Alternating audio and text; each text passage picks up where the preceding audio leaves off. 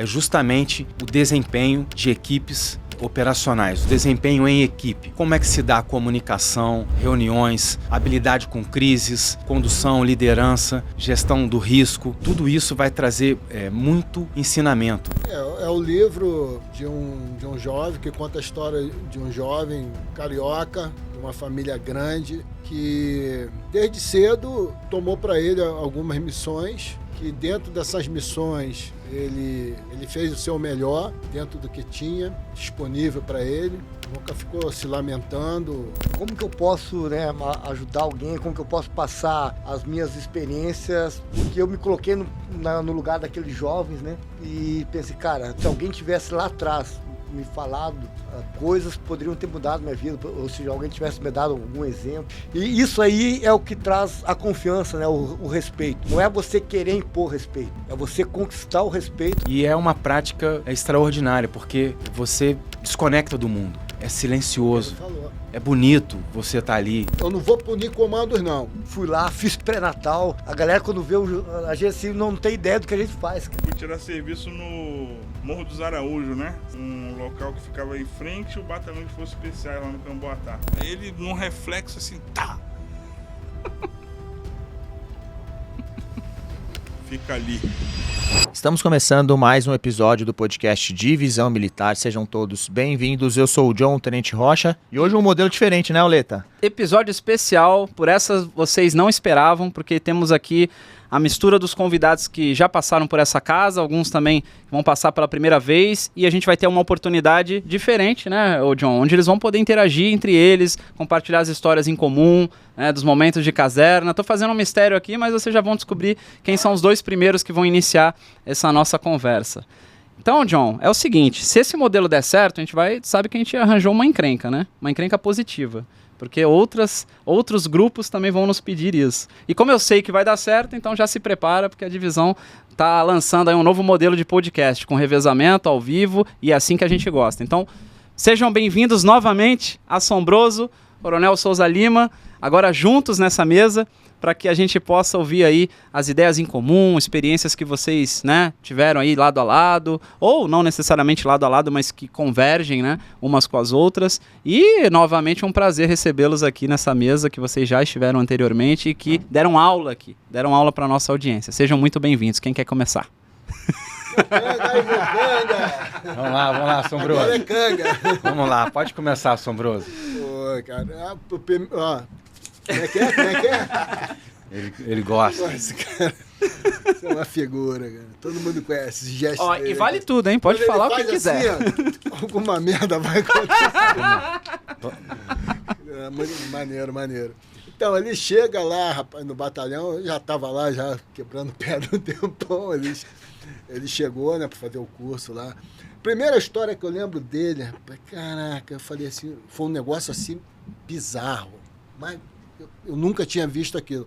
Ó, foi que ano que tu fez? 2002. 2002. Eu estava nas Forças Especiais de 83 até 2002. Eu nunca tinha visto aquilo. Tanto que me chamou a atenção. O que foi? Caramba, foi curso de comandos dele. Tinha uma fase, eu não sei se era fase de operações, era uma fase que tinha lá, que era na Represa do Funil, que o curso ia lá para a Represa do Funil, eles iam fazer umas infiltrações lá de superfície, a travessia, as operações lá d'água, não lembro exatamente quais eram as oficinas. E eu estava lá, né, junto com a equipe de apoio. Instrutor, apoiando a instrução. Apoiando, né? E aí tava lá os botes, tal, tava nos botes, né? Como eu sou mergulhador, tava lá com equipamento, tava lá eu, a Mâncio, e a turma lá. E a gente fazia a segurança desse pessoal, né? Que eles estavam nadando só com farda, aí é o detalhe, farda completa e coturno, boot. E a gente fazendo a proteção, a segurança deles. Aí tava lá dentro d'água, lá os alunos estavam fazendo deslocamento, aí eu olhei assim, aí vi um caboclo, um cidadão lá, um aluno, que estava num desempenho, parecia aquele cara que ganhou medalhista olímpico lá, o americano. Michael, né? Phelps. Eu falei, porra, não. O Phelps tá aqui, não é possível. Tá jogando sujo. Tirou o boot e botou nadadeira. Tá roubando, tá roubando. Tá roubando. E aí foi eu e a Amâncio era o piloto do barco, falei, já peguei o remo, vou dar uma maneirada nesse desgraçado, tá roubando. E fomos, rapaz. Quando chegamos em cima dele, aí bisonhão assim, olhando, deixa eu ver teu pé, filha da puta. Porra, quando ele levantou, ele tava de boot, cara. Aí eu olhei pro Amâncio, o Amâncio olhou pra mim, mas como? Deve estar com motor e alguma coisa. Mas não é que ele era atleta dessa porra aí, mas tava nadando pra caramba. Eu falei, caraca, cara. Aí rolou lá o curso lá, depois eu contei pro pessoal, quase que tomou uma madeirada lá. Aí foi isso. Aí eu tava apoiando o curso dele, né? E aí, depois aí a gente foi trabalhar junto lá na divisão de ensino e tal. E ele sabia que eu mergulhava, né? Fazia caça submarina. Aí a gente combinou lá, ó, eu, ele e o Assad, o turco, da gente ir pra Bahia pescar. Porra, cara, só que esse cara tava casando. Ele tava casando, ele foi pra Bahia. Que história é essa, cara? Ir pro mar. Pô, tu ressuscitou isso, cara. Arranjou um problema. Essa aí não foi combinada, não. O casamento que tava acabando sem começar, cara. Porque esse cara levou a mulher pra ir pro... Ele queria que ela embarcasse. Era a nossa lua de mel, cara. Foi, cara, ia voltar pra casa. Não, agora vamos falar a verdade. Pô, tu falou que era um catamarã gigante, um barco bonitão. Aí eu falei, não, cara. All inclusive. Isso tu falou pra ela. Chegou lá no porto, fomos olhar, cara, era um barquinho pequenininho, não ia caber, ela acabou não indo, a gente ficou 3 dias no mar, ela ficou sozinha lá no local. Quase deu B.O. aquela porra lá. Mas deu certo, no final foi... Eu ingressei nas Forças Especiais, né, no curso de comandos e realizei nesse momento. Momentos depois, ali, alguns anos depois, eu assumi a seção de mergulho. Tinha uma boa desenvoltura na água, né? Fiz os cursos de mergulho, assumi a seção de mergulho do Assad e por 3 anos eu fui instrutor-chefe lá da seção de mergulho e a gente realizava vários adestramentos em Angra dos Reis. 2 semanas, 3 semanas. Como eu sabia que o Marco Antônio tinha desenvoltura na água, fazia caça sub, e também ajudava muito ali na segurança, já tinha uma experiência, eu convocava ele e falava, não, cara, tu vai lá me ajudar e tal. Ajudava na instrução e nas horas vagas ali, eu ia pegando uma cancha ali da caça sub. O Assad também passou muito conhecimento, a gente foi aprendendo e tal, nas horas vagas ali a gente... E não é simples, cara, a caça sub você pensa que é afundar ali, atirar no peixe, até você desenvolver, né, uma expertise ali, demora. E... se consagrou ali, né, com essa ida lá para Abrolhos, entre êxito e fracassos e derrotas ali, se configurou. Mas ali eu acho que começou uma amizade muito grande, sim. Não só entre a gente, mas entre a nossa família, né, porque a minha esposa ela ficou sozinha lá em Abrolhos por 3 dias, e aí a mulher do Marco Antônio um dia viu ela andando desolada lá pela praia. Com o olhar das 2.000 jardas na praia, porque esse cara estava no mar, eu e ele. E aí ela chamou a minha esposa e fizeram uma grande amizade lá que... dura até hoje. Que dura até hoje, que existe até hoje. Caramba, cara, não foi combinado, mas a escolha dos dois juntos aqui calhou bem, cara. Que legal. Foi. E a gente não sabia no episódio com o Coronel Souza Lima, a gente não sabia desse talento dele nato aí pra água. Não sabia que ele tinha sido confundido com o Michael Phelps. Cara. É do jiu-jitsu também, né, Coronel? Do jiu-jitsu também. Cara, tá vendo? Cara, então quer dizer que achou que tinha um pé de pato ali, ou um botãozinho no coturno que apareceu um... Mas eu já fui salivando, cara, pra dar uma remada. Ó, tá roubando. Vamos lá, mano, esse filho da puta tá roubando. Já pensou, mano? Ia tomar uma sem nem saber o motivo, né? Ainda bem que eu falei, pô, deixa eu ver teus pés. Aí ele boiou assim.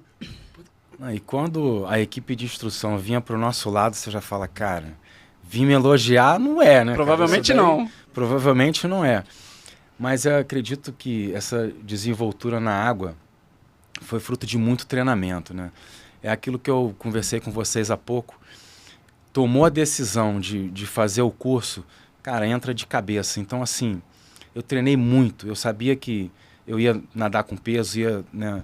Então eu treinava com lastro de mergulho por bastante tempo. Isso me deu uma certa facilidade ali para desenvolver aquele trabalho. E muito esforço, né, cara? Muito objetivo ali. E uma equipe também que estava atenta ali, né? Se eu não podia fraquejar, se você desse mole ali, você tomava um incentivo ali. Então eu falei, cara, vamos fazer força aqui. E muita gente é desligado na Semana da Água, né? Muito. Né? É um outro filtro que acaba peneirando muita E gente. vocês dois desempenhavam bem na água ali, tranquilo? Isso daí... Rapaz, fala aí. Pode falar. Fala você que eu me defendo depois. Não, a água, a aquacidade, ela desenvolve outros atributos em você. E para a área do tiro de precisão, a caça submarina, assim, eu não entendia, eu não assimilava que aquilo poderia estar contribuindo para a minha outra atividade do tiro. Mas contribuía pra caramba, porque a caça submarina, você exercita alguns fundamentos que são muito importantes. O primeiro, que é a pausa respiratória, que não dá para respirar, você, né? A pausa respiratória. O segundo, o tempo do tiro, né? O time do tiro. Então, a caça submarina é imprescindível a time do tiro. O tiro com precessão, por exemplo, o peixe de passagem, você tem que atirar na frente, e às vezes em cima, para fazer uma parabólica ali, acertar o peixe. Isso começa a ficar instintivo. E quando você já exercita isso aqui no seco, com a arma de precisão, e lá embaixo você repete isso. O próprio mergulhar ativa respostas adaptativas fisiológicas no indivíduo, que baixa o batimento cardíaco, né, dele. Então, isso vai começando a te condicionar ali. Eu levei isso para a atividade do tiro aqui ao ar livre. Eu chamo até de reflexo de imersão, né, que a gente tem quando mergulha, que são essas respostas adaptativas fisiológicas que você tem, né? Uma delas, o batimento cardíaco baixo e tal. E eu adaptei isso para aqui ao ar livre. Então, que é uma calma que eu imponho a mim mesmo, né? Uma condição de calma ali. Então, a caça submarina me ensinou muito disso. Em relação ao alvo, a caça em si, se você está na superfície, entenda a analogia, você está na superfície, você vê um alvo altamente compensador lá embaixo, que é um troféu, um peixe, por exemplo, vê um grande badejo, hoje está proibido, né, para o amador. Você vê um peixe que é um troféu, que a gente chama de troféu, para você descer e abater esse peixe, capturar esse peixe, há necessidade de você se acalmar. Você vê um troféu, teu coração bum, bum, bum, e você tem que se condicionar a baixar ali teu batimento cardíaco. Você tentar respirar, fazer uma respiração profunda, né? Exato. Trabalha muito com isso. Para o teu batimento ficar em condições de aí sim você fazer uma captação de ar e descer e fazer isso tudo ali. Capturar aquele peixe. E na atividade do caçador, a importância de você estar, independente do que está acontecendo lá na frente, né, do alvo ser altamente compensador ou até tá oferecendo um risco, você tem que se acalmar para você efetivamente anular aquela ameaça, né, atingir aquele alvo. Então, tem muita correlação. A caça submarina, eu acho que agregou muito, até de forma empírica, sem eu saber, agregou muito com o meu tiro lá em cima. Talvez isso tenha feito alguma diferença na minha performance no tiro de precisão. E a caça é algo muito técnico. Eu aprendi a caçar em Angra. Em Angra dos Reis a gente tem um determinado forma de intervenção ali. É muita pedra, né, junto com areia. Então você às vezes mergulha e vem ao lado ali daquela areia, daquela pedra ali, para você identificar o alvo ali e buscar aquilo. Quando a gente foi para Abrolhos, lá são corais. Então eu comecei com a técnica de Angra, eu não estava pegando nada. Eu falei, cara, tem alguma coisa errada. Esses caras subindo com peixe, o nosso amigo lá, o Serginho, né? Falecido Serginho, porra, mandando peixe para cima toda hora. Eu falei, cara, para tudo. Aí vou colar no Serginho. Aí fui ficar olhando como é que ele estava caçando. Cara, tudo diferente. Eu estava com arpão longo, né? Tinha visibilidade boa com arpão longo. Só que não era o arpão longo, era o arpão curto, porque o peixe fica na toca, ele fica nos corais. Então você vinha desescalando os corais, olhando dentro dos buracos, dentro das tocas, e ali você ia, né, fazendo seus alvos, a sua coleta ali.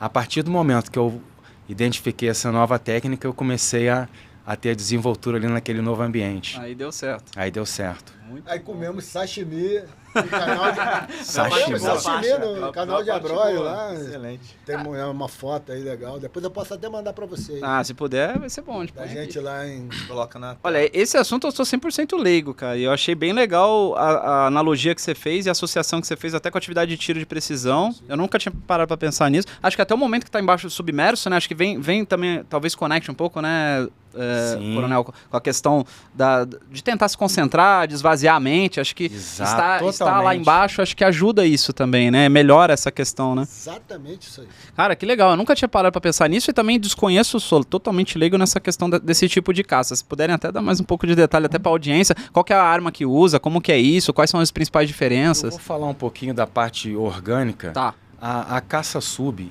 ela desenvolve tanto a questão da precisão para o tiro, quanto, como o Marco Antônio falou, quanto, né, a fisiologia do organismo. Né? A sua capacidade pulmonar, ela se amplia, a sua capacidade de controle da ansiedade, né, a sua apneia, ela aumenta. Você passa a aproveitar melhor aquele teu... o oxigênio que está naquele ar ali. Você aprende a trabalhar em apneia, né, sem ar. E você tem que ter uma atenção muito grande, porque se você vê um alvo lá embaixo e começa a seguir ele, você tem uma parede, por vezes, de 10, 15 metros acima de você. Então você não pode esgotar toda a tua energia ali. Você tem que saber que depois daquilo ali, você ainda tem essa parede para subir. E se você atira naquele peixe e acerta ele, cara, você vai ter que subir com o peixe te arrastando. Então a coisa fica mais complexa ainda. O seu nível de ansiedade sobe, o teu consumo de oxigênio sobe e a parede não diminui, entendeu? Ela vai estar ali. Então isso aí são... Nossa, sensacional. São detalhes que você tem que administrar. É bem interessante. Então realmente, o que foi feito ali sem saber, mas acabou ajudando muito na atividade fim depois. Se você for ver a história dos grandes atiradores aí, das guerras, os caras, todos eles, praticamente todos, né? Os grandes todos, né? Tiveram uma história ali de envolvimento com a caça. Comigo não foi diferente, não que eu esteja no patamar deles, mas comigo não foi diferente, só que eu tinha um componente a mais, a caça submarina. É tudo isso que ele falou. Além da preparação técnica, né, te dá um suporte técnico ali, um plus ali, técnico, né? Essa questão orgânica. Essa questão orgânica. E também... o indivíduo que faz caça submarina, ele forçosamente ele é um cara disciplinado. Então ele tem que dormir cedo. Se eu tenho uma jornada de caça submarina no outro dia, ele tem que dormir cedo, tem que se alimentar bem. A bebida, por exemplo, se eu beber muito à noite, no outro dia, a minha apneia ela é reduzida em 50%. 50%? Nossa, bastante. E o risco de apagamento aumenta, que é a síncope. Então, te obriga a ser disciplinado, a cuidar do seu condicionamento físico, né, para você manter ali a performance. Tudo envolvido ali. Ela agrega muito a caça submarina. E como veio essa vontade ou essa... Foi de curiosidade? Foi porque já sabia? Como é que vocês falaram, não, vou começar a fazer a caça submarina? Como que veio isso para vocês? Bom, eu via eles realizando a caça. Eu, né, me adestrei em mergulho, desenvolvi a prática do mergulho e percebi que a caça sub é um mergulho livre, então você não precisa de equipamento, de muito apetrecho. Um neoprene, um arpão ali, um par de nadadeiras bons, você desenvolve aquilo ali ao suficiente. E é uma prática extraordinária, porque você desconecta do mundo. É silencioso, é bonito você estar ali, né? Eu imaginei muito isso. Eu falei, cara, isso aí é fantástico para você, né, esvaziar ali a tua mente, né? Que é o que a gente tenta fazer em solo, mas é muito mais difícil. Acredito que na água é mais natural, né? Silêncio. você é conduzido a isso. Você não tem alternativa senão se concentrar no seu corpo, na visibilidade, como é que você vai fazer essa abordagem. Depois que eu disparar o meu arpão, para onde que eu vou, como é que eu vou tracionar esse peixe, como é que vai ser, onde eu vou ancorar ele. Né? Cara, muito legal. Em Abrolhos, por exemplo, em Angra, a gente vai pegando o peixe e ancora nele numa fieira na cintura. Se você fizer isso em Abrolhos, você está correndo o risco de um tubarão vir na tua fieira e pegar um pedaço ali junto com o peixe, entendeu? Então era diferente. Em Abrolhos você pega o peixe e joga para dentro do barco. E nessas atividades vocês passaram por algum caso preocupante ou de sanhaço aí em relação a isso ou não? Já viram? Eu vi peixe grande, eu vi tubarão, mas assim, ele lá e eu cá, entendeu? sem me aproximar. E nessas horas tem alguma técnica, alguma coisa que é recomendada? É o que é imobilidade, é pouco gesto ou não tem muita regra? Não? Essa eu vou deixar se o bicho tiver com fome, é barro. Nada. Dificilmente o tubarão, né, que a gente chama de cação, ele vai te atacar, mas você tem que manter a atenção, ele tem que estar no teu visual. Isso que ele falou, em determinadas regiões, como lá Canal de Abrolhos, que é uma área muito longe da costa, que ocorre muito, inclusive a presença do tubarão tigre, a tintureira que eles chamam lá, recomendo, se não botar nada na cintura. Já algumas vezes o cação foi lá e comeu meu peixe na fieira. Né? Isso é normal acontecer lá, então tem que ter esse cuidado. Mas a gente falava, né, de como começou, né, na atividade.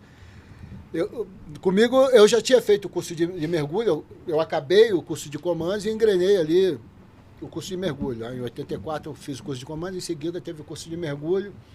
Eu já tinha uma apneia boa, né? Eu fazia hiperventilação, eu tinha descoberto essa porra, eu tinha uma apneia de 4 minutos e 16. Caramba, boa. No meu teste para entrar no curso de comando foi de 4 minutos e 16. 4 e 16 embaixo d'água. Estática, né? Estático. Na borda da piscina ali. Pô, já é um bom tempo. E foi engraçado que era o teste para entrar para o curso de mergulho mergulhar, né? Do Batalhão de Forças Especiais. E aí a gente entrou na piscina, né? Eu hiperventilei ali, aí mandou mergulhar, mergulhei e fiquei ali. Aí tô só escutando barulho de nego subindo e eu tô ali. Eu tava tranquilão. Aí daqui a pouco alguém bateu na minha cabeça, era o sinal, aí eu dei o sinal de ok. Aí daqui a pouco, outra batida. Aí daqui a pouco me puxaram. Acho que foi até o subtenente Corte que me puxou, já tinha acabado ali, todo mundo subiu.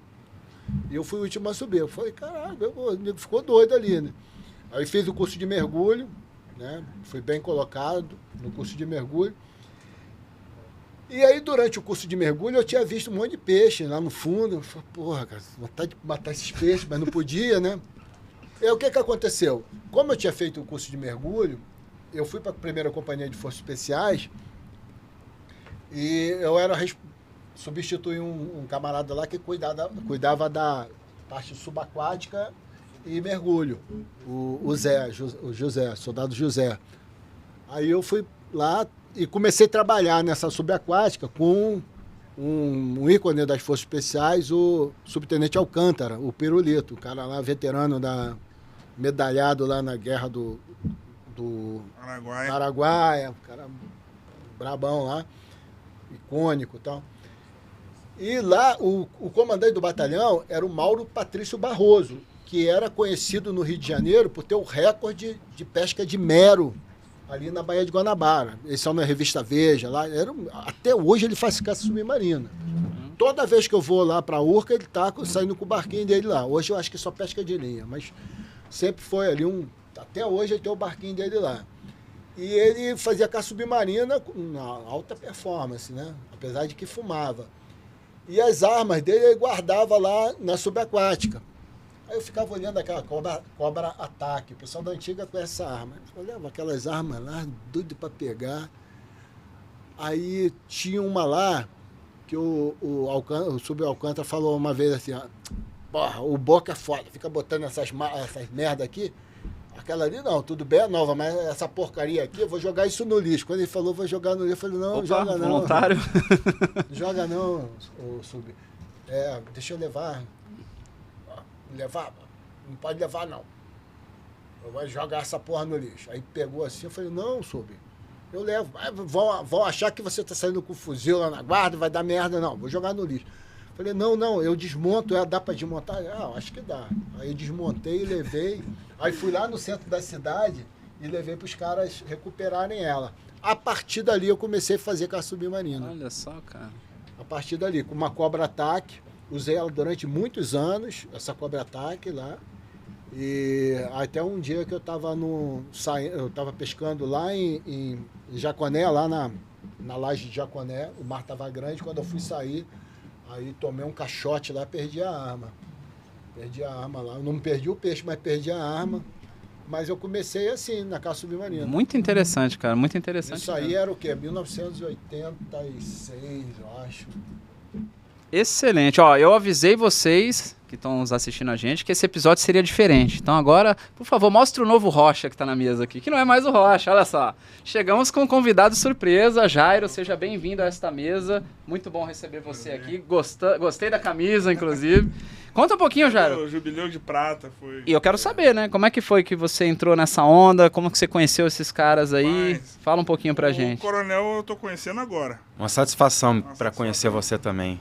Agora, o Marco Antônio, desde 88, quando era recrutinha lá no 25. Oh, olha aí, tem Inclusive, história. Eu fui do mesmo batalhão de paraquedistas, né? 25º lá do Marco Antônio. E eu conheci ele, cara. Meu primeiro serviço armado, tu imagina, né? Soldadinho, pé preto, né? Que o pessoal chama de... Sim, sim. Zoa pra caramba lá. Sim. Aí, pé preto... Aí eu fui tirar serviço no Morro dos Araújos, né? Certo. Era um local que ficava em frente ao batalhão de forças especiais lá no Camboatá. E a gente revezava os batalhões ali da Vila Militar, né? Uhum. Revezava para tirar... E aí foi escolhido o 25 e eu, urubuzinho, pé pretinho, fui lá tirar serviço. E acontece o seguinte, lá não tinha cozinha, não tinha nada, né? Então a gente tinha que levar um marmitão para pegar a comida lá no batalhão de forças especiais e levar pro pessoal lá comer, né? Aí, mais recruta, quem é o mais recruta só se lasca, né? Só se ferra. O mais recruta só se lasca. Então, aí eu fui lá. Na hora do almoço, fui lá pegar o rango. Aí eu me informei na guarda, né, como é que fazia para chegar lá na CAC, né? Porque a cozinha do batalhão era tudo junto ali, né? A gente tava se formando ainda. E daí a companhia ficava no local e a cozinha ficava atrás da companhia. Aí me informaram, tava subindo lá, encontrei o primeiro Comandos Aloprado. Que não foi o Marco Antônio, foi depois. Foi outro. É o Azevedo, 05, né? Famoso 05. Falecido. Falecido 05. Aí encontrei ele com um travesseiro e uma manta. Inclusive ele tava falando de cadeia, né? Que tu tomou a primeira cadeia.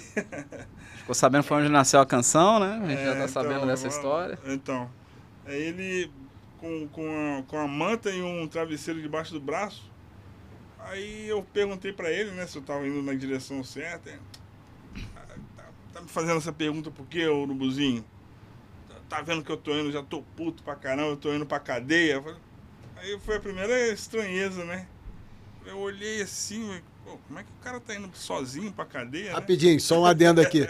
Que era assim, na CAC, normalmente no Exército, o oficial de dia ou o sargento de dia leva o militar até a cadeia. Certo. Na CAC, não. O próprio militar, ele pegava lá seus panos de bunda e tinha que ir sozinho para a cadeia. Certo. Tinha que ter a disciplina de... Disciplina consciente. A gente entrava na cadeia, batia o cadeado e dava a chave pro comandante da guarda. Caramba, cara, olha só. Aí o Azevedo estava nessa Hoje em dia isso não funcionaria mais. Ela corre de responsabilidade, né? É, aquela... E lá eu vi esse fato, eu falei, pô, caramba, né? Como é que pode um negócio desse? Beleza, aí subi lá, aí encontro com ele, né? Aí é uma coisa sinistra, né, cara? Tinha rede de selva assim na frente da. Uma coisa assombrosa, do alojamento, assombrosa. uma coisa assombrosa. Vê que não era assombroso, não, tá? Isso aí foi depois. Ia lá. Antigamente era Buda, Ranger. Ia lá, estamos descobrindo os apelidos antigos do assombroso. Incentivava a gente a, ó, leiam em inglês. Ah, boa. Incentivava a gente. Falei, Boa. pô, caramba, o negócio aqui é diferenciado. Mas isso quando eu cheguei lá em 89, né? Isso foi em 88. Meu primeiro serviço, eu indo lá, encontrei com ele.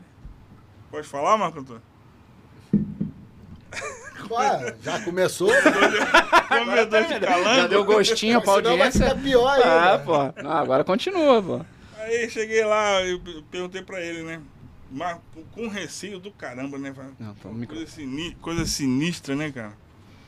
E tinha 2 Budas lá. Dois As carrancas, o pessoal chamava de Buda, né? É. 2 carrancas. Aí é uma outra história. Aí, é outra história. Então eu olhei aquilo e falei, caramba, um negócio que é sinistro, cara. Como é que. Esses caras são da onde, né? Onde vivem, o que comem. Homem. Aí perguntei pra ele, ô Cabo, sabe me informar aqui? Eu não sei se eu tô na direção certa, se estou no lugar certo, né?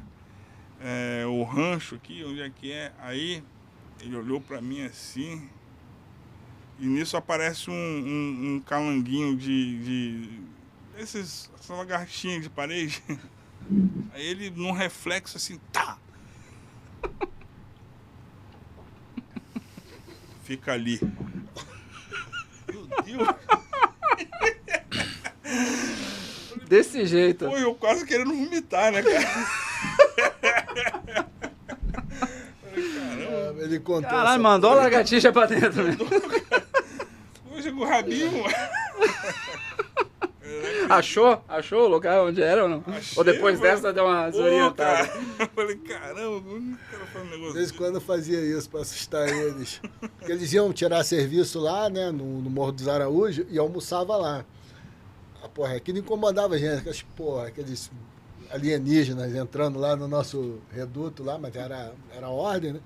Aí a gente, às vezes, quando eu pegava um calango, eu sentava na mesa onde eles sentavam para comer, porque depois ia a guarnição toda, né? Chegou um momento que ia a guarnição toda comer lá. Ficava 2 na hora e o restante ia. Aí eu sentava na frente deles assim, aí tirava do bolso assim um calango, que eu já tinha trabalhado ele, aí começava a arrancar os pedaços, jogar assim em cima da comida e começava a comer. Pô, rapaz, ele levantava apavorado, vomitava. E aí um dia a gente estava numa formatura na brigada, aí veio um sargento deles lá falar comigo, né, procurando o cabo Marco Antônio lá, e o caramba, deu merda. Aí pediu permissão ao meu comandante de companhia, aí, pô, você que é o Marco Antônio? Sim.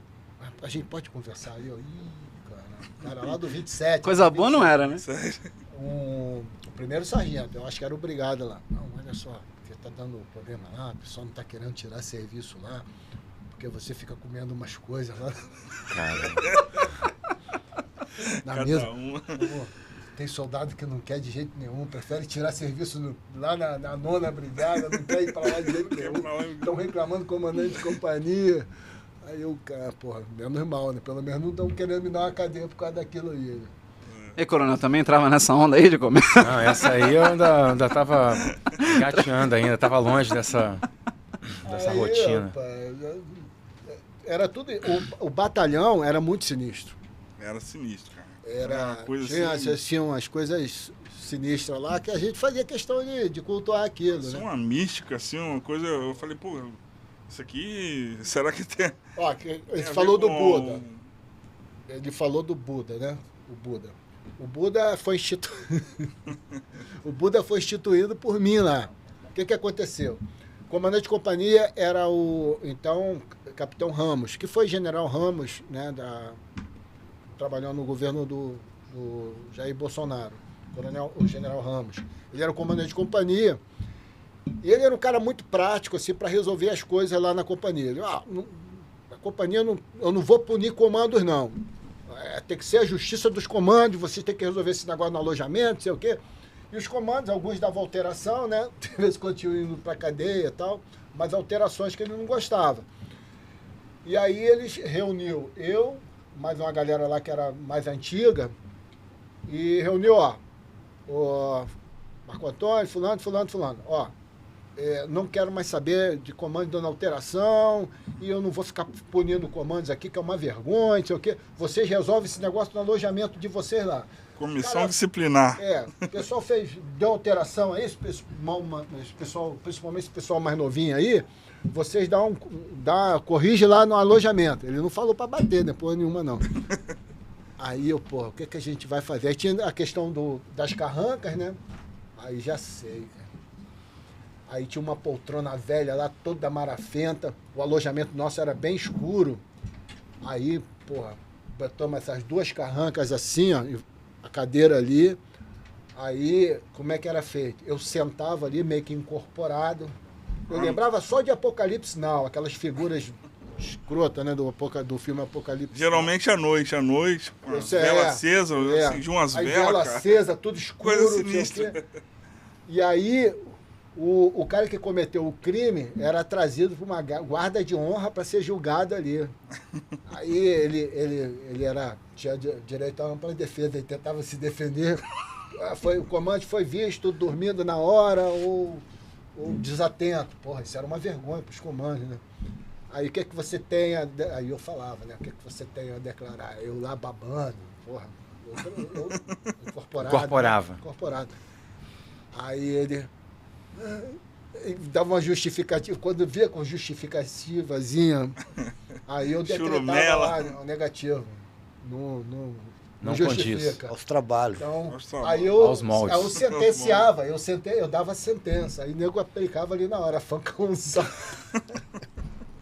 Abaixe isso e levante isso. Cara, a disciplina na companhia... era padrão. Padrão. Ninguém queria ir pro Buda. Esse era o tal do Buda, que o pessoal fala até hoje. A disciplina começava na ponta. Isso aí é um negócio bacana nos comandos, cara, porque um cobra o outro. E o espírito da equipe tá nisso aí, né, cara? De você querer fazer as coisas certas e um tá sempre observando o outro. Eu trago esse conceito, inclusive, para minhas equipes, cara. Porque a gente parte do princípio que um é responsável pelo outro. E quando a gente está aqui, até no mundo corporativo, a gente fala muito isso, cara. Você é responsável pelo meu emprego, eu sou responsável pelo teu. Se um aqui falhar, ele não está falhando o nome dele, ele está falhando o nome da equipe, né? Ele está, como você bem falou aí, ele está colocando em xeque o quê? O nome dos comandos. Então, isso é que dá força para a equipe, cara. Esse sentimento de pertencimento e de lá na ponta já tá corrigindo, cara. Isso que é bacana. Isso eu acho muito significativo. Quando você integra as forças especiais, integra um destacamento de comandos, você não é mais só você. Você vestiu a camisa, você representa um time. E a partir daquele momento, o que você faz, você não está respondendo por você está representando todo mundo ali.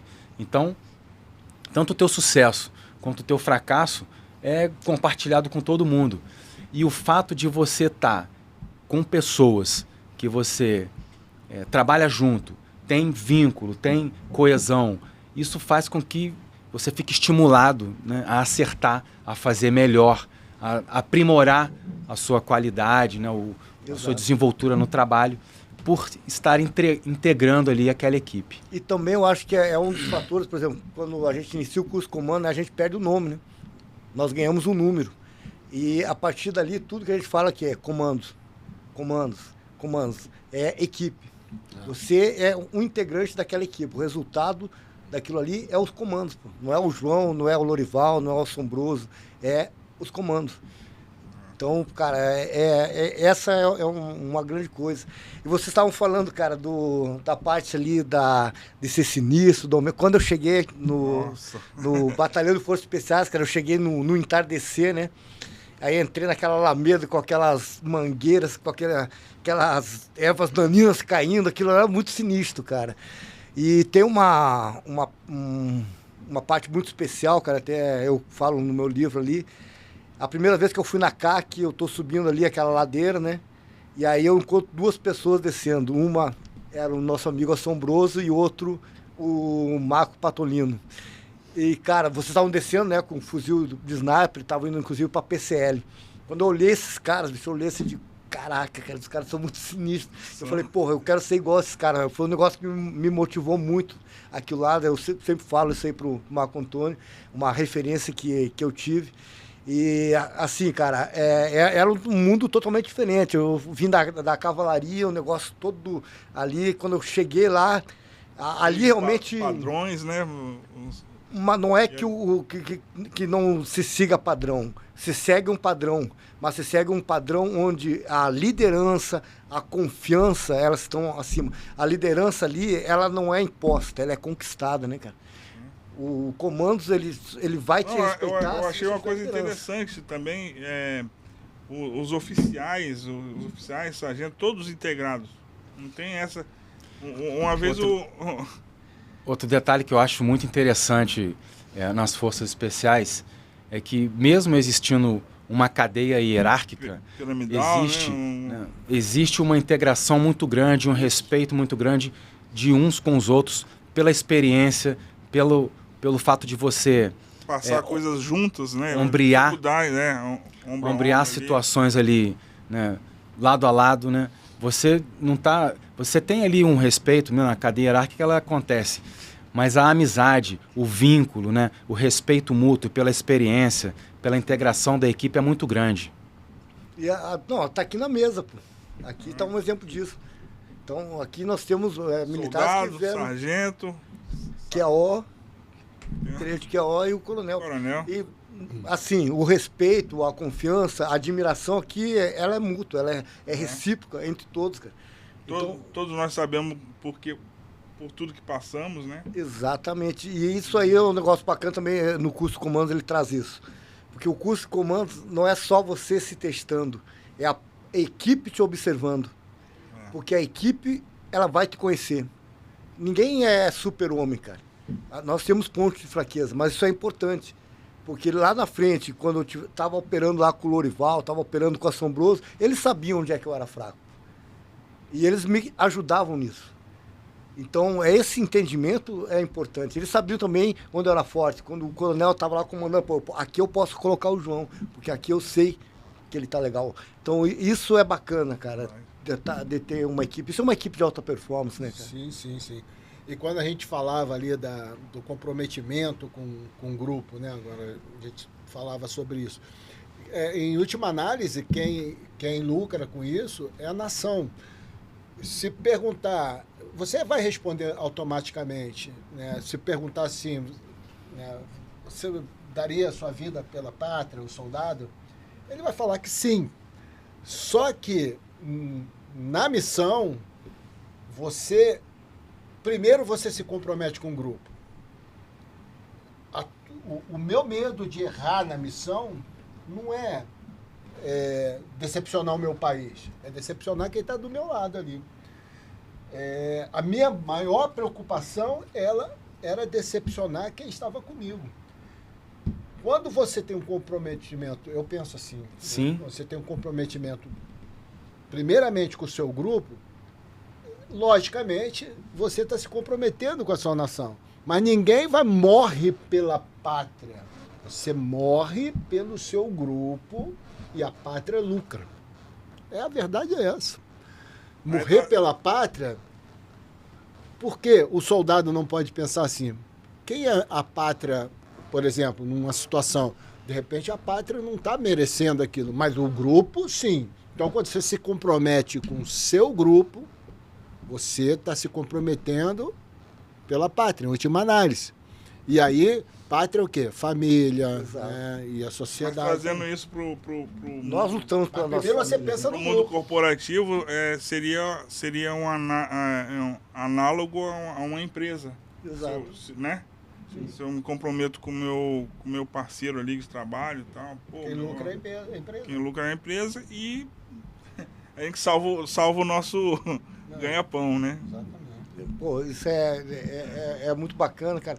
E assim, essas experiências que nós passamos, eu tenho uma experiência com o Lorival muito bacana, cara. Nós recebemos uma missão de montar um exercício Era um exercício de resistência, acho que foi o primeiro exercício montado em resistência. Eu tô pra falar ele aqui, cara. Eu tô com ele na ponta da linha, mas você já puxou, segue o baile. E assim, foi muito bacana porque nós recebemos a missão e partimos para fazer, cara. Ninguém discute se aquilo... não, recebemos a missão, vamos executar. Aí nós fomos para Manaus. Cara, montamos exercícios lá em Manaus, porra, muito maneiro e tal. Aí, variáveis. O exercício trocou de lugar, foi para Juiz de Fora. Nós reclamamos? Não. A gente partiu para Juiz de Fora e montamos o exercício lá, nos adaptamos à mudança de cenário e fizemos acontecer, pô. Na verdade, a gente foi para Manaus, passamos mais de 15 dias lá, fizemos vários contatos, estava tudo azeitado, tudo preparado. E na reta final ali, faltando um mês, não vai ter aeronave. E agora? Aí pegamos aquela forma, levamos para Juiz de Fora e da mesma maneira tivemos apoio lá e tudo fluiu bem. E no ano seguinte, inclusive, pelo êxito que foi daquela operação, o exercício se repetiu em Juiz de Fora. Exatamente. E isso é o que faz a diferença, cara. Primeiro, capacidade de se adaptar. Nós vivemos o tempo inteiro, cara, nos adaptando. O tempo inteiro, rápido, mudança, e ninguém para pensar, não, vai ser difícil, vai ser impossível, vou ficar chateado. Não. É partir para a missão, pô. Parte para a missão, vamos cumprir da melhor forma possível. Isso destaca, inclusive, as forças especiais, cara, em âmbito mundial, pô. Eu tive a oportunidade de operar com outros operadores e o Forças Especiais brasileiro, cara, ele faz qualquer coisa. Nós nos adaptamos, nós enfrentamos as dificuldades, sempre buscando o quê? Excelência. E assim, uma das primeiras coisas que eu notei quando cheguei no Batalhão Forças Especiais foi isso, excelência. O quanto as pessoas eram preocupadas em fazer tudo com excelência. Você citou aqui uma pessoa, cara, que para mim é um ícone, que é o Subtenente Cortes. O Subtenente Cortes é um cara detalhista, meticuloso, sempre busca fazer excelência, buscar aquilo. E aquilo reflete em todo mundo. Se você pegar um Forças Especiais, você sempre vai ver, né, essa busca dele constante pela excelência. Ele pode até não alcançar, mas ele vai fazer tudo para executar com excelência, cara. Então, assim, é um grande aprendizado que eu tive dentro das Forças Especiais e que eu sempre observo, né, em quem passa por ali. É uma característica marcante, né? Predomina essa característica. Muito bacana, cara. E o Lorival também, cara, a gente tem uma história bacana junto, né? No próprio livro ali da Costa do Marfim, uma missão aí sui generis, né, na nossa vida. Vai dar spoiler. Um negócio muito bacana onde nós passamos ali, principalmente o quê? Adaptabilidade. Uma mudança de cenário que a gente nunca tinha ido, ninguém falava, só tinha o Vitor Hugo que falava francês. Cara, e eu acho que em 2, 3 semanas nós já estávamos indo no mercado comprar coisa lá, fazendo. E aí tem duas características, cara. Duas características maneiras. O quê? A capacidade do brasileiro se adaptar, né? Isso aí é nosso, é intrínseco do brasileiro. Onde a gente chega, nós somos diferentes. O brasileiro gosta muito de tocar, né? Então isso aí é bacana, porque o tocar ele traz confiança.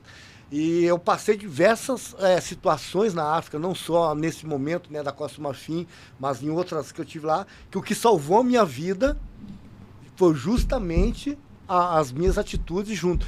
Eu lá na Guiné, cara, eu tinha certeza que ninguém ia me matar, eu podia até tomar umas porradas lá. Mas por quê? O pessoal gostava muito de mim.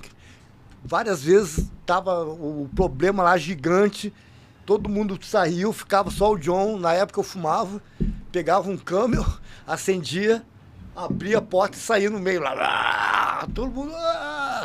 Eu chegava lá, puxava um daqui, puxava um dali, levava para lá e resolvia o problema.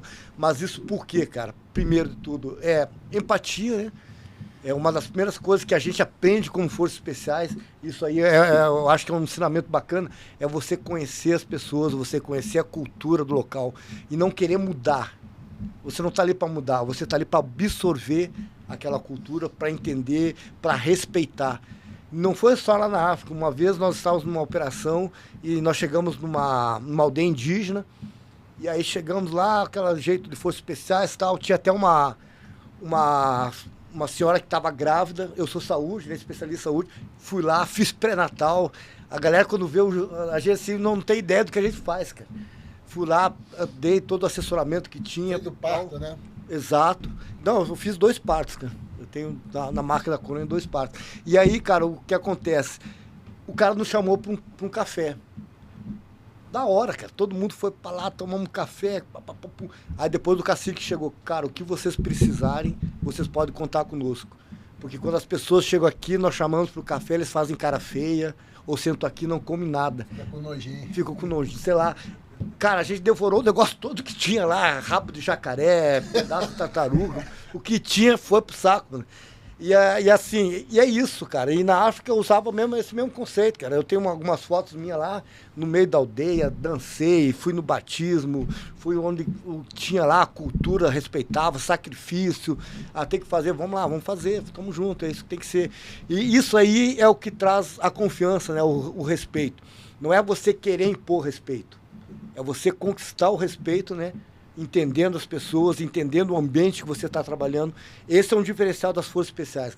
E das Forças Especiais brasileiras, tá? Exatamente. Das Forças Especiais brasileiras. Porque eu tive a oportunidade de trabalhar com outras Forças Especiais, inclusive eu tinha na minha equipe outras Forças Especiais de outros países, inclusive países de renome, e tinha grandes problemas com eles. Por quê?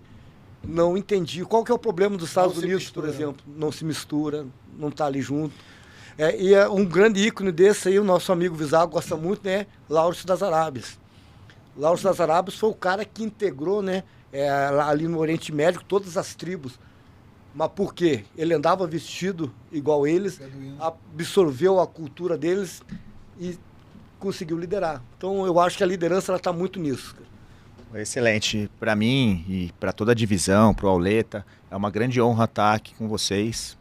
Forças Especiais, comandos, realmente são pessoas inspiradoras e que fazem a gente realmente ter esse olhar, ter essa missão de valorizar, conectar e capacitar militares e veteranos. Então, contem com a gente com essa missão. Com certeza, eu tenho certeza que a gente vai poder contar com vocês também. E para a gente encerrar, eu queria que vocês falassem, de maneira resumida, um pouquinho do livro de cada um de vocês e por que uma pessoa que está assistindo e tudo mais deveria ou gostaria de comprar ou adquirir o livro de vocês. Que mensagem que ela pode esperar individualmente de cada um que decidir ter o livro, ler o livro. Vou começar pelo Coronel. Coronel, se o senhor puder falar um pouquinho. Esse livro ele foi inspirado na operação, mas ele é dividido em 2 partes.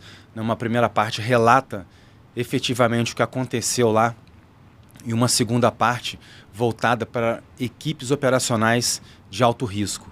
Então, a pessoa que buscar esse livro, que vier a ler esse livro, o que ele tem para passar, né, para o leitor é justamente o desempenho de equipes, né, operacionais, o desempenho em equipe. Como é que se dá a comunicação, reuniões, né, habilidade com crises, né, condução, liderança, gestão do risco. Tudo isso vai trazer muito ensinamento, né? Você ter abnegação, saber renunciar coisas que você gosta em prol do objetivo ser cumprido. Você entregar ajuda ao outro, você efetivamente trabalhar com eficiência, com eficácia, corrigindo erros, principalmente corrigindo erros, porque a gente falha, todo mundo está sujeito a isso. Você ter humildade para aprender. Humildade é um fator que não é depreciar o teu próprio conhecimento, é apreciar o conhecimento do outro. A gente tem que ser humilde, todos nós temos a aprender. Então eu acho que é isso que a ideia força é o trabalho em equipe, né? A comunicação, são fatores fundamentais aí para o desenvolvimento. Para o desenvolvimento das pessoas. Então, essa é a mensagem que esse livro passa para as pessoas. Essa é a mensagem que esse livro passa. Excelente. Obrigado, Coronel. Agora, Marco Antônio, Assombroso. O que o livro quer passar de mensagem? O que ele fala um pouquinho? Até para o pessoal ter ali um pequeno spoiler, uma sinopse. É o livro de um jovem que conta a história de um jovem do carioca, de uma família grande, que desde cedo tomou para ele algumas missões, assumiu algumas missões, que dentro dessas missões ele fez o seu melhor, dentro do que tinha disponível para ele, nunca ficou se lamentando, nunca ficou olhando o entorno, se colocando menor, maior do que ninguém, sem se preocupar com o entorno, mas principalmente com as missões que ele tinha, executou da melhor forma possível, respeitando as pessoas, foi escalando, foi conquistando objetivos sem pisar em ninguém, né, com todas as dificuldades. E foi quando ele percebeu, ele não se preocupou em criar uma história, mas enquanto ele executava, enquanto ele criava, ele transformava algumas coisas, ele estava construindo uma história. Escutou muitas histórias, essas histórias que ele escutou foram determinantes para que ele construísse a sua história. E ressignificou, em alguns momentos, as contingências que ele encontrou pela frente, sempre com o pensamento, sempre tem alguém pior, em piores situações, eu não sou a pior situação, eu não sou a última pessoa, eu não sou o que mais sofre, tem pessoas em piores condições, e ele tomava isso como um estímulo para ele continuar, já que ele não está tão ruim assim, tão mal. E é isso. E chegou onde chegou, escutando histórias, e quando ele viu, a história dele estava sendo contada. Mostra pra gente. Esse é o livro. Aqui, ó. Excelente. Eu, minha arma e o alvo, essa frase, ela tem um significado que para mim é muito caro. Chega um momento em que, a despeito de todos os recursos, de tudo aquilo que você aprendeu, chega um momento que você vai ser exigido aquilo que você treinou, desenvolveu, aquilo que você se condicionou. Você vai ser... O suporte ele não vai estar ali com você e você vai ter que cumprir a missão. Então, principalmente para quem entra para esse mundo do atirador de elite, treine o suficiente para o dia que faltar os recursos, você cumprir sua missão. Tem um fato que aconteceu um tempo atrás, da queda do avião da Gol na Amazônia, foi causada por dois pilotos que estavam pilotando um jato menor. E se tem alguma coisa ali que a gente pode explorar de positivo naquilo que aconteceu, foi que no momento que esse jato ele atingiu o Boeing, um dos pilotos desse jatinho, ele meio que entrou em pânico.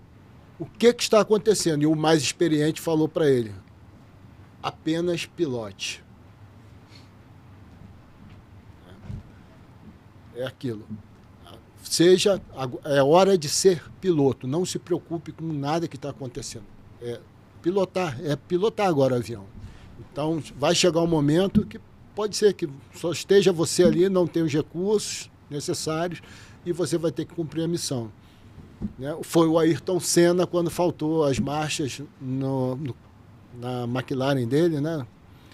E ele fez uma das suas maiores corridas, dos seus maiores feitos. Ganhou um grande prêmio correndo com uma marcha só, praticamente. Então, era ele, a McLaren e a pista.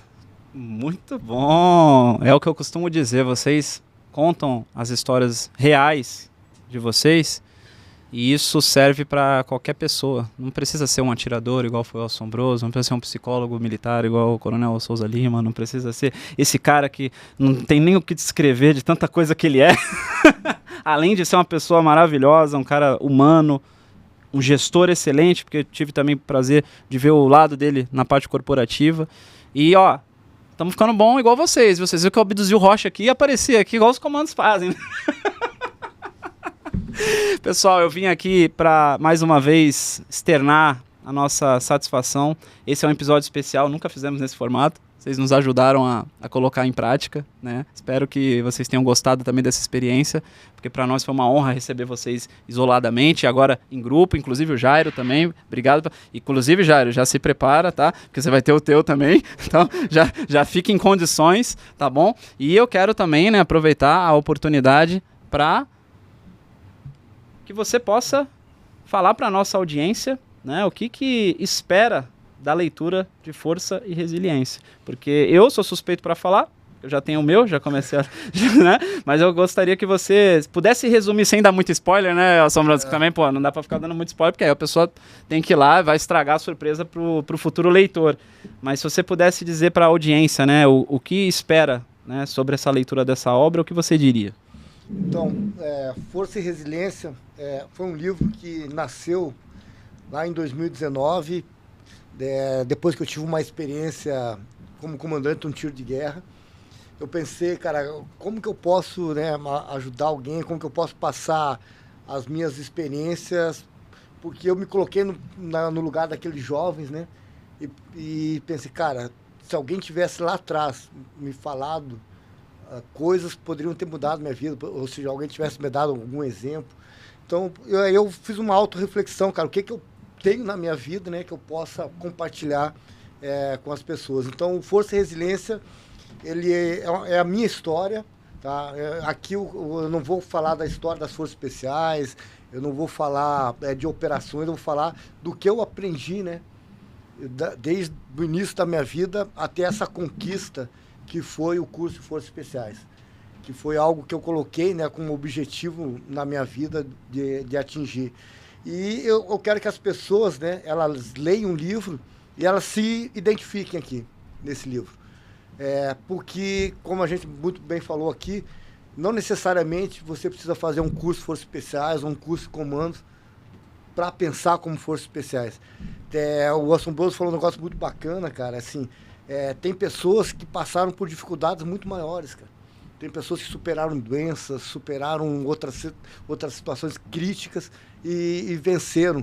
E eu quero mostrar que para elas que, cara, isso deixou com certeza elas mais fortes, deixou elas mais resilientes. Então a ideia é justamente essa, mostrar o quanto cada dia nós que estamos ali batalhando, buscando nosso objetivo, nós estamos crescendo. Então, eu quero que o livro traga esses insights. Cada capítulo ali, ele traz, né, o que eu aprendi no final ali, as lições que eu aprendi, o que eu aprendi com aquele momento da minha vida. Logicamente que lá atrás eu não tinha essa visão. Essa visão ela veio depois de uma autorreflexão que eu fiz, né, sobre toda a minha trajetória. O livro também, ele tem um propósito de mostrar para as pessoas, principalmente no mundo corporativo, quem são, né, as Forças Especiais, quais são as nossas características, o que nós temos para entregar, né? Muitas vezes o RH, o pessoal não conhece a gente, né? Não conhece o nosso potencial. Então o livro também tem essa finalidade. Então ele pega desde ali do jovem que está querendo buscar alguma coisa na vida dele, até a parte de gestão de pessoas, insights, né, para gestores. Então tem uma abrangência bem bacana. E a finalidade é essa, cara, é trocar experiências. Eu conto aqui minhas forças, minhas fraquezas, bisonhadas que eu dei na vida, cada lição aprendida. Então foi muito tempo pensando, né, cara, o que eu aprendi com isso aqui? O que isso aqui mudou na minha vida? E eu quero que as pessoas pensem nisso. Depois que elas leiam o livro, elas parem. Cara, vamos lá. Qual é a minha história? E muitos vão chegar no final e vão falar, cara, eu sou comandos, eu sou Forças Especiais também, e porque a vida me ensinou tudo isso, cara. Então, A intenção do livro é justamente essa, cara. Espero que ajude pessoas a pensarem sobre isso e que no final elas se desenvolvam a ponto de verem assim, meu irmão, eu fiz muita coisa. Porque às vezes a gente esquece disso, né? A gente esquece o quanto a gente batalhou, a gente esquece de curtir aquelas pequenas vitórias, aquelas pequenas conquistas, né, cara? Então, é justamente isso aí. E, às vezes, um negócio muito simples, que é ganhar um gorro, né? O que é o brevet de comandos? É um pedaço de borracha, pô, com uma caveira ali, um gorro preto de tecido. Se nós olharmos assim, né, materialmente, mas e o significado daquela coisa simples? Tu compra um gorro por quê? R$20, R$30. O brevet de comando sai o quê? R$8. Mas o valor da conquista daquilo não tem preço, cara. Não tem preço. Então eu quero que as pessoas entendam isso. O quanto vale cada conquista que a gente faz, cara. Muito bom, cara. Mostra pro pessoal, pra câmera aqui o livro. E eu quero fazer um pedido final para todos vocês, aproveitar essa oportunidade, que não é sempre que você pode estar na mesa com essas feras aqui, né? Então vou aproveitar essa oportunidade de fazer um pedido bem simples, que para vocês vai ser fácil. Não parem. Continuem. A missão continua, só que agora aqui fora. O que vocês fazem, vocês influenciam. E eu costumo dizer e repito, acho que é a primeira vez que eu me emociono aqui, hein? Excelente. Vamos bater nele. Se a gente... Pronto, já engoliu o choro. Se a gente não se cuidar, cara, outros vão influenciar essa geração. E os outros têm outros princípios, outros valores. E infelizmente é isso que está acontecendo. Então não parem. Não parem, continuem. E arrastem outros iguais a vocês para fazerem o mesmo. E contem com a divisão. Obrigado. Tamo junto, valeu. Tá bom? Acho que assim a gente finaliza esse episódio especial, mais do que especial, um episódio épico que vai ficar, para mim como profissional, realmente não vou esquecer esse momento, porque são pessoas importantes que influenciam muita gente. E juntos somos muito mais fortes. Exatamente. Um brinde? Muito obrigado. Obrigado, pessoal. Fé na missão, e assim a gente finaliza esse episódio especial. Obrigado pela audiência e até a próxima.